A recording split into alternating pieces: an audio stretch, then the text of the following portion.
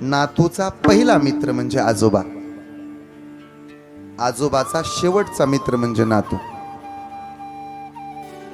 नातूचं पहिलं प्रेम म्हणजे आजोबा, आजोबाचं शेवटचं प्रेम म्हणजे नातू. नातूचं सगळ्यात जास्त प्रेम आणि माया कुणावर असेल तर त्याच्या लाडक्या आजोबावर. आजोबाचा सगळ्यात जास्त जीव कुणावर असेल ना तर तो नातवावर. शेवटचा साथ येतो. सगळी स्वप्न नातवात पाहतो तो आजोबा, सगळी सुख नातवात पाहतो तो आजोबा. एक सांगू का, जगातली सगळी सुख एका बाजूला आणि आपल्या म्हाताऱ्या आजोबाची मांडी एका बाजूला. कंपनी हजारो रुपये पगार देईल, कंपनीनं दिलेल्या हजारो रुपयामध्ये जेवढं प्रेम नाही त्याच्या दुपटीचं प्रेम म्हाताऱ्या आजोबानं तळहातावरती दिलेल्या 10 रुपयामध्ये आहे. एवढी किंमत आहे आजोबाला, एवढं पवित्र प्रेम आहे नातूचं आणि आजोबाचं.